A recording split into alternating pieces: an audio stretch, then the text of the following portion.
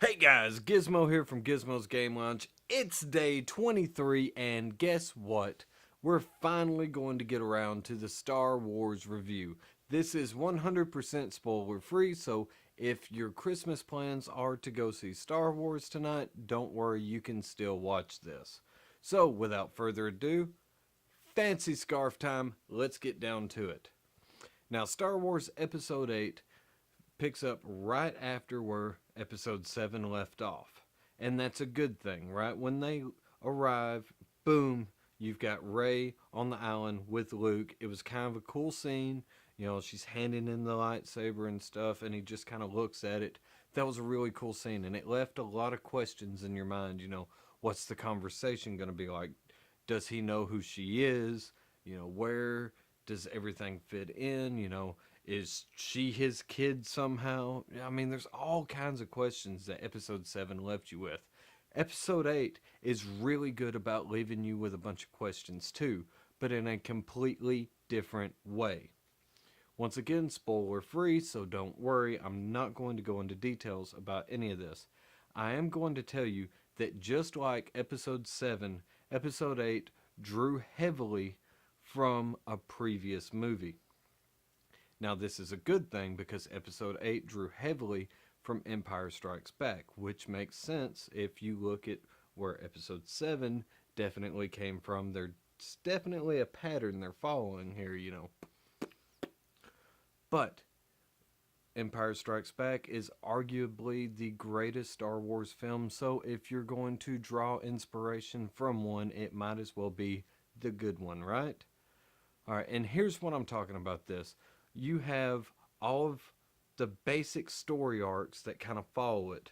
Now, you may be saying to yourself, well, if it's just like Empire, I'll just watch Empire. No. No, because there is a ton of character development in this one. We got a lot of characters introduced to us for the first time in episode 7, and we had a little character development. You know, there was a little bit of tension and how's the character going to react and who are they and what's the true motives. You know, all the good storytelling parts were there, but they were in very small bites. In episode 8, you get a lot bigger bites with it, and you will get a lot of these character developments from characters that you wouldn't expect. Secondary characters in the cast play a heavy role in this movie, and they're very important. There's some characters that you'll see on screen and they'll have a major role that you're not even sure what their name is, honestly, but they're very important to the story, and there's a lot of foreshadowing and things like that going on with these secondary characters. Then you look into the character development of the main characters. And this is where it gets really interesting. Everybody expects large character developments from all of the main cast because, you know, we've got to slowly move away from the older cast into the newer cast so we can continue because it's their story now. You know, that's kind of the vibe you get going into this. This is what you should expect, and this is pretty much what happens. Without giving anything away, there is a huge amount of character development with Kylo Ren, and he is definitely becoming one of my favorite characters to watch on screen. Episode 7, take him or leave him. You know, he played the part well enough. He was a very serviceable character. Episode 8, he becomes a character that you get invested into very heavily. They start giving a little more backstory. They start showing a little more of the turmoil and, you know, where he comes from and what he wants to do and why he does the things that he does. And it brings a very good story to light through him. Honestly, I think episode 8 should have been called The Rise of Kylo Ren. That's a very good title for it. But I get that they're wanting to be a little more vague, and you know they're trying to play to an audience because we all want Rey to be the ultimate winner at the end, since you know the title alludes to her being the last Jedi. Even though if you're counting, there are definitely more Jedis than just her, and a lot of things that you would expect to happen in the film by watching episode 7 I went in with this is the way this is going to work. I tried to go in with a blank slate, but I couldn't because I remembered a lot of the things that happened in episode 7, and I said, I feel like this is the way this story's going to go. I was right about 35% of the time. They did a really good job of doing some twists here and there to make you walk out of the movie going, to be honest, I thought I knew where this was going. I'm not even sure they know where this is going at this point because it just boom, boom, boom, boom. Just it's crazy the way things develop and then dissolve and then they develop in a different way. And then, this thing that you thought happened was going to happen here. No, it actually didn't happen till later. And then this other thing didn't happen at all. And then this one blew up in your face. You were completely wrong about it. And that's something that I really, really liked about this movie.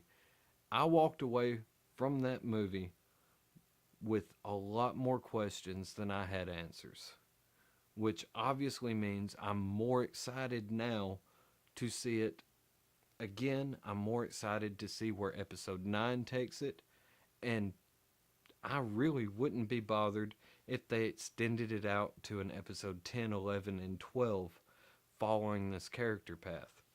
I loved this movie. With that being said, it's not all cookies and rainbow. You may be familiar with them right now.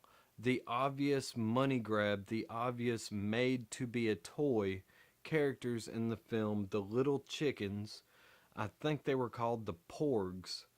Those little guys, the ones that look like digital Beanie Babies. Those guys, you could tell Disney said we need a big ticket toy seller that we can sell across the board. And that's what these guys are. It's not all bad though. Honestly, they worked well in every scene that they were in. I just honestly feel like they could have been used about 3 scenes less. They were used a little much. Now, there's a lot of humor in them, but it's not that awkward, stupid humor like you got with, say a character like Jar Jar Binks that everybody hated. No, it's funny stuff that happens, but when funny stuff happens in this scene, then this scene, then this scene, then this scene, eventually it kind of becomes a little less funny. So I think they could have cut, 1, 2, maybe even 3 scenes of them out, and it would have made the character a lot more lovable. Other than that, they're still using a lot of practical effects in the movie, and that makes my heart just warm up.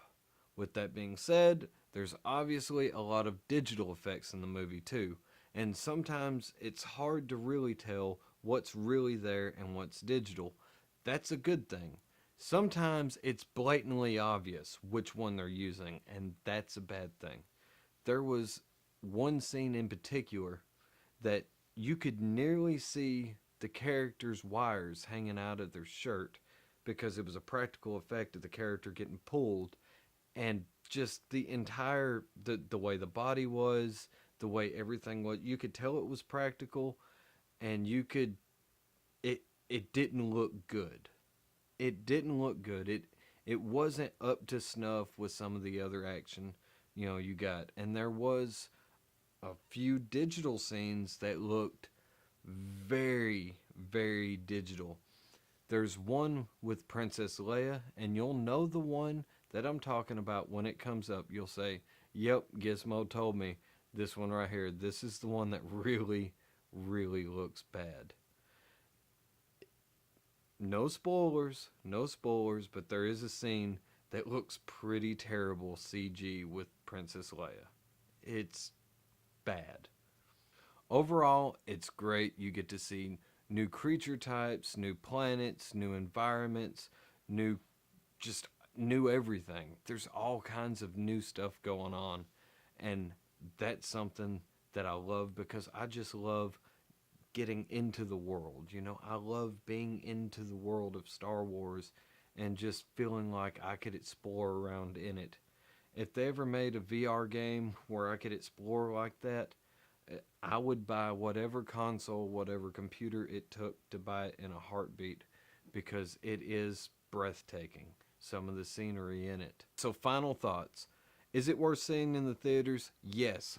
As a matter of fact, I recommend going to see it in the theaters because the big screen and the nice big sound system is going to bring you an experience that you're not going to get at home, no matter how nice your home theater system is.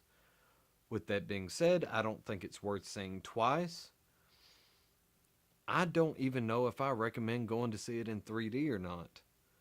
But it's definitely worth seeing in the theaters and then waiting for the DVD or Blu-ray to come out, or who knows, you might find it on special edition Laserdisc or VHS. You never know these days. They're re-releasing all kinds of old formats these days. But it's definitely worth seeing in the theaters, definitely worth owning and watching throughout the rest of the series. I don't think it deserves all the hate that it's getting across the internet. Sometimes people just get a little jaded about movies when they don't live up to an expectation they build in their head. I don't know. I could be wrong. It's just my opinion. But guys, this has been my completely spoiler-free review of Star Wars Episode 8 The Last Jedi. And I'll see you in 24 hours.